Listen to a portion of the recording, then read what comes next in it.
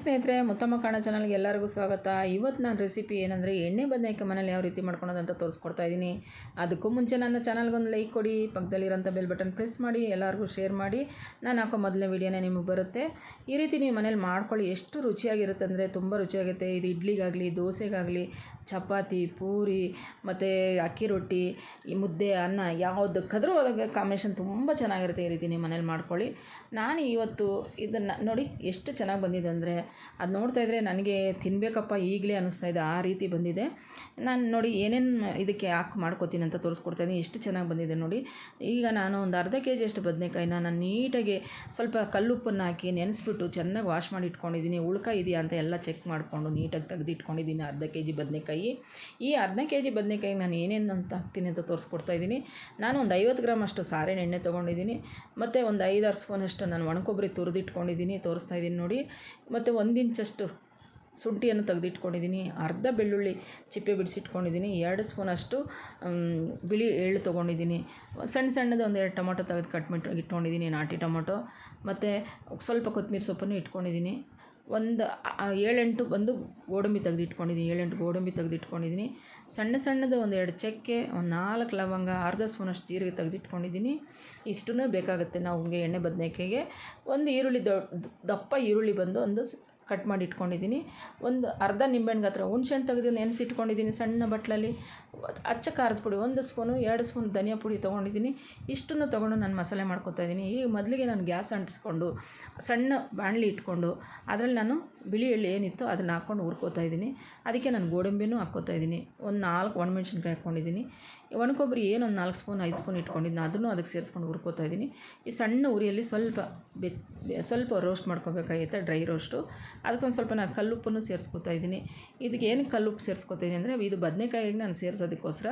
ನೋಡಿ ಈ ರೀತಿ ನೀವು ಎಲ್ಲ ಮಾಡ್ಕೋಬೇಕಾಗುತ್ತೆ. ಇದನ್ನು ನಾನು ಇಳಿಸ್ಕೊಂಡು ಸ್ವಲ್ಪ ತಣ್ಣಗಾದ್ಮೇಲೆ ಒಂದು ಸಣ್ಣ ಮಿಕ್ಸಿ ಜಾರ್ ಇಟ್ಕೊಂಡು ಇದನ್ನು ನಾನು ಪೌಡ್ರ್ ಮಾಡ್ಕೊತಾಯಿದ್ದೀನಿ. ಇಷ್ಟನ್ನು ನಾನು ಮೊದಲಿಗೆ ಪೌಡ್ರ್ ಮಾಡ್ಕೊತಾಯಿದ್ದೀನಿ. ಇದು ತುಂಬ ನೈಸಿಗೆ ಮಾಡ್ಕೋಬೇಕಾಗುತ್ತೆ. ಎಷ್ಟು ನೈಸ್ ಅಂದರೆ ಚಟ್ನಿ ಪುಡಿ ಥರ ಆಗುತ್ತೆ ನೋಡಿ. ಎಷ್ಟು ಚೆನ್ನಾಗಿ ರೆಡಿಯಾಗಿದೆ. ಇದನ್ನು ನಾನು ತೆಗೆದು ಸಪ್ರೇಟಾಗಿ ಒಂದು ಸೈಡ್ಗೆ ಇಡ್ತಾಯಿದ್ದೀನಿ. ಈಗ ಅದನ್ನು ರೆಡಿ ಮಾಡಿಕೊಂಡು ಅದಕ್ಕೆ ನೀರು ಏನು ಹಾಕ್ದಿರೋ ರುಬ್ಕೊಂಡಿರೋಂಥ ಪೌಡ್ರ್ ಅದು.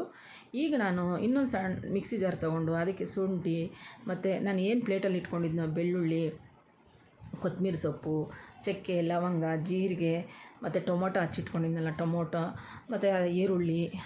ಏನಕ್ಕೆ ಇದೆಲ್ಲ ಅಂದರೆ, ನಾನು ಒಂದು ಸಲ ಇನ್ನೊಂದು ಸಲ ತೋರಿಸೋದು, ನೀವು ಸ್ವಲ್ಪ ಗಮನ ಕೊಟ್ಟು ಮಾಡ್ಕೋತೀರ ಅಂತ. ಮತ್ತು ಧನಿಯಾ ಪುಡಿ ಸೇರಿಸ್ಕೊಂಡಿದ್ದೀನಿ.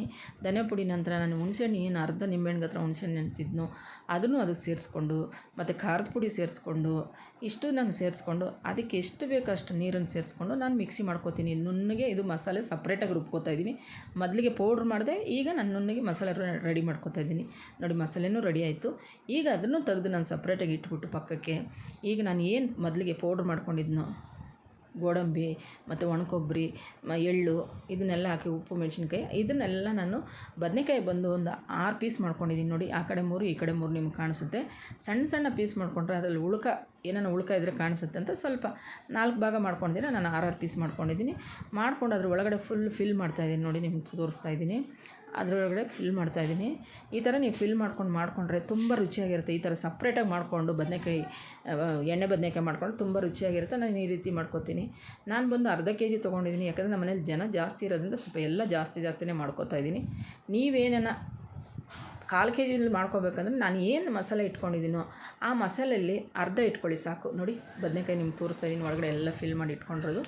ಈಗ ಒಂದು ದೊಡ್ಡ ಬಾಣಲಿ ಇಟ್ಕೊಂಡು ಅದಕ್ಕೆ 50 ಗ್ರಾಮ್ ಎಣ್ಣೆ ಏನಿತ್ತು ಆ ಎಣ್ಣೆನೂ ಸೇರಿಸ್ಕೊಂಡು ನಾನು ಒಂದು ಅರ್ಧ ಸ್ಪೂನಷ್ಟು ಸಾಸಿವೆ, ಅರ್ಧ ಸ್ಪೂನಷ್ಟು ಸೋಂಪು ಹಾಕ್ಕೊಂಡು ಒಗ್ಗರಣೆಗೆ ಇಟ್ಕೊತಾಯಿದ್ದೀನಿ. ಒಂದು ಸಣ್ಣ ಈರುಳ್ಳಿ ಕಟ್ ಮಾಡಿ ಇಟ್ಕೊಂಡಿರೋದು ಅದಕ್ಕೆ ಸೇರಿಸ್ಕೊತಾಯಿದ್ದೀನಿ. ಸಾಸಿವೆ ಮತ್ತು ಸೋಂಪೆಲ್ಲ ಸ್ವಲ್ಪ ರೋಸ್ಟ್ ಆದಮೇಲೆ ಚಿಟ ಆದಮೇಲೆ ಸಾಸಿವೆ. ಈಗ ಅದಕ್ಕೆ ಕರಿಬೇವನ್ನು ಸೇರಿಸ್ಕೊತಾಯಿದ್ದೀನಿ. ಮತ್ತು ಅರ್ಧ ಜಜ್ಜಿಟ್ಕೊಂಡಿರೋಂಥ ಬೆಳ್ಳುಳ್ಳಿ, ಒಂದು 10 ಎಸಳು ಬೆಳ್ಳುಳ್ಳಿನ ಸೇರಿಸ್ಕೊತಾಯಿದ್ದೀನಿ. ಈ ಬೆಳ್ಳುಳ್ಳಿ ನೀವು ಸೇರಿಸ್ಕೊಂಡು ಎಣ್ಣೆ ಬದನೆಕಾಯಿ ಮಾಡಿ ನೋಡಿರಿ, ಎಷ್ಟು ಚೆನ್ನಾಗಿರುತ್ತೆ ಅಂತ. ಆ ಬೆಳ್ಳುಳ್ಳಿಗೆ ಆ ಅಷ್ಟು ಟೇಸ್ಟ್ ಕೊಡುತ್ತೆ. ಈ ರೀತಿ ನೀವು ಮನೇಲಿ ಮಾಡ್ಕೊಂಡು ಸ್ವಲ್ಪ ಎಲ್ಲ ರೋಸ್ಟ್ ಆಯಿತು. ರೋಸ್ಟ್ ಆದ ನಂತರ ನಾನೇನು ಫಿಲ್ ಮಾಡಿ ಇಟ್ಕೊಂಡಿದ್ನೋ ಈ ಗೋಡಂಬಿ, ಒಣಕೊಬ್ಬರಿ ಮತ್ತು ಇದೆಲ್ಲನೂ ಅದನ್ನೆಲ್ಲ ಅದಕ್ಕೆ ಜೋಡಿಸ್ಕೊತಾಯಿದ್ದೀನಿ. ಬದನೆಕಾಯಿ ನೀಟಾಗಿ ಎಣ್ಣೆಲಿ ಜೋಡಿಸ್ಕೊಂಡು ಈ ಪ್ಲೇಟ್ ಹಾಕಿ ಮುಚ್ಚಿಬಿಡ್ತಾಯಿದ್ದೀನಿ. ಅದನ್ನು ಕದಲ್ಸ್ದಿರ ಹಾಗೇ ಮುಚ್ಚಿಬಿಡಬೇಕು. ಮುಚ್ಚಿ ಒಂದು 5 ನಿಮಿಷ ನಂತರ ತೆಗೆದು ನೋಡಿ ಎಲ್ಲ ಬೆಂದಿದೆ.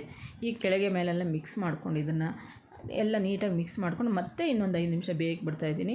ತಿರ್ಗಿ ಇನ್ನೊಂದು ಕಡೆಯೂ ನೀಟಾಗಿ ಬೆಂದ್ಕೊಂಡ್ಬಿಡ್ತು. ಇವಾಗ ನೋಡಿ ಎಣ್ಣೆ ಬಿಟ್ಕೊಂಡಿದೆ, ನಿಮಗೆ ಕಾಣಿಸ್ತಾ ಇದೆ, ಕಲರೆಲ್ಲ ಚೇಂಜ್ ಆಗಿದೆ, ಬದನೆಕಾಯಿ ಎಣ್ಣೆನೂ ಬಿಟ್ಕೊಂಡಿದೆ. ಈ ರೀತಿ ನಿಮಗೆಲ್ಲ ಚೆನ್ನಾಗಿ ಬೆಂದ ಮೇಲೆ ನಾವೇನು ರುಬ್ಬಿಟ್ಕೊಂಡಿದ್ರು ಹಸಿ ಮಸಾಲೆ ಅದನ್ನು ಅದಕ್ಕೆ ಸೇರಿಸ್ಕೊತಾಯಿದ್ದೀನಿ. ಅದಕ್ಕೆ ಸೇರಿಸ್ಕೊಂಡು ಮಿಕ್ಸಿ ಜಾರ್ಗೆ ಇನ್ನೂ ಒಂದು ಸ್ವಲ್ಪ ನೀರು ಹಾಕ್ಕೊಂಡು ಒಂದು ಲೋಟ ಅದನ್ನು ನೀಟಾಗಿ ವಾಶ್ ಮಾಡಿಕೊಂಡು ಅದು ಮಸಾಲೆ ನೀರನ್ನು ಸೇರಿಸ್ಕೊತಾಯಿದ್ದೀನಿ.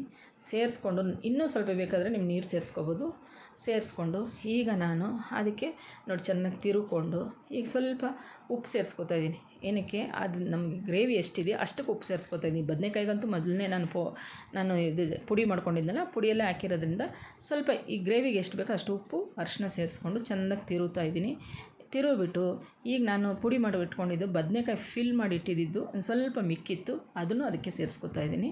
ಅದನ್ನು ಅದಕ್ಕೆ ಸೇರಿಸ್ಕೊಂಡು ಮತ್ತೆ ಎಲ್ಲ ಚೆನ್ನಾಗಿ ಮಿಕ್ಸ್ ಮಾಡಿ ಇದನ್ನು ಮತ್ತೆ ಒಂದು 10 ನಿಮಿಷ ಬೇಯಕ್ಕೆ ಬಿಡಬೇಕಾಗುತ್ತೆ. ಸಿಮ್ಮಲ್ಲಿ ಇಟ್ಬಿಟ್ಟು 10 ನಿಮಿಷ ಬೇಯಕ್ಕೆ ಬಿಟ್ಬಿಟ್ರೆ ನೀಟಾಗಿ ಎಣ್ಣೆ ಬದನೆಕಾಯಿ ರೆಡಿ ಆಗುತ್ತೆ.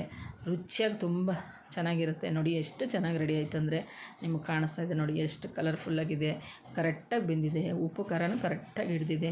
ನೋಡಿದ್ರೇ ಗೊತ್ತಾಗ್ತಾಯಿದೆ. ಅದು ನೋಡ್ತಾ ಇದ್ರೇ ನಂಗೆ ತಿನ್ನಬೇಕು ಅನ್ನಿಸ್ತಾ ಇದೆ. ಮುದ್ದೆಗೆ ಅನ್ನಕ್ಕೆ ನಾವು ಬೆಳಗ್ಗೆನೇ ಇವತ್ತು ಮುದ್ದೆ ಅನ್ನ ಎಣ್ಣೆ ಬದನೆಕಾಯಿ ಸಾರು ರೆಡಿಯಾಗಿದೆ. ನಾವು ಬೆಳಗ್ಗೆ ತಿಂಡಿಗೆ ಇದನ್ನೇ ಮಾಡ್ಕೊಂಬಿಟ್ರೆ ಬೇಗನೆ.